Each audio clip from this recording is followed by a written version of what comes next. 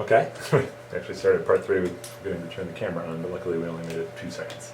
Right, so in the last part you learned this. A squared minus 8a has to be a perfect square. So that to me seems like we're making progress. What can we do now? Now we can choose values. Let me just write this up here. Okay, actually you can erase out of all that. So a squared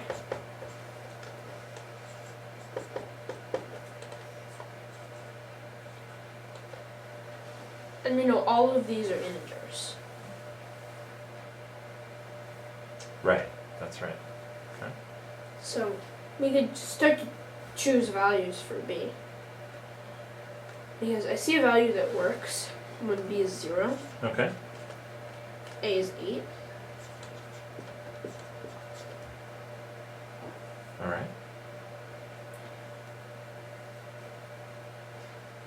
You see any other value that works, by the way, when b is 0? Well,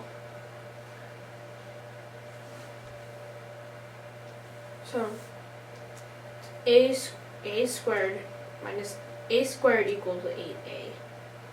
Okay. So a equals 8. Yeah.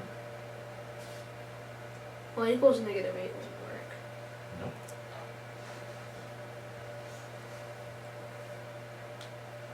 So a squared is 8a. A equals 8. So How did you go from this equation to that equation? I divided by a. All right. When can you divide by a? Well, when both sides equal each other. There's another important rule about when you can divide. When you have an a on both sides. But I More haven't. than that. More than that. Tell me a rule you know about dividing. When does dividing go bad? Well, when you have like negatives Well, yeah. and inequalities, sometimes. You don't have any of that here. There's some very important situation where dividing is a disaster. Is this one of those situations? Yep. All right. Let's. You're not seeing that, so let's go. Let's go a different direction. Give me a marker.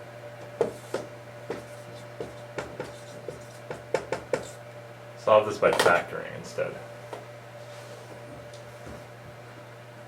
How does this side factor?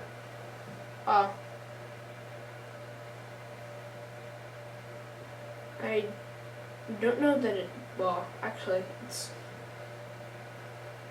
a times a minus 8. Please finish writing the equation. Equals 0. Equals 0. A times a minus 8 equals 0. And what does that mean? How do you have a product that equals 0? Well, when one of these parts is 0. Okay. So either a equals 0 or a equals 8. Okay. Now, do you see that a equals 0 solves this equation Yes. when b equals 0? A equals 0 works. Right.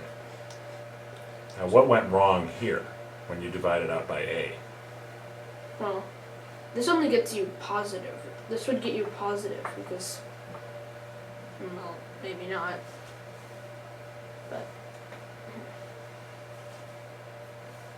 What went wrong?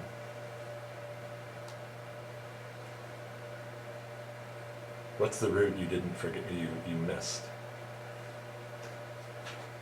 well, a equals 0.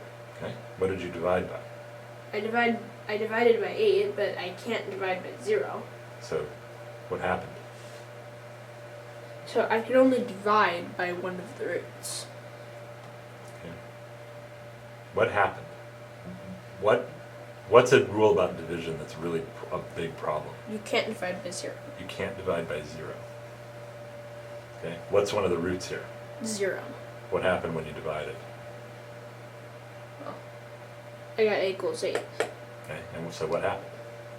So, well, I divided by a, but if a was 0, I couldn't have done that. Aha. See?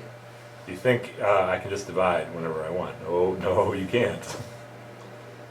When can you not divide? When a equals 0. You can't divide by 0. Yeah. Not when a equals 0. You can't divide by 0 ever, whether it's equal to a or equal to anything. So you can't just divide equations.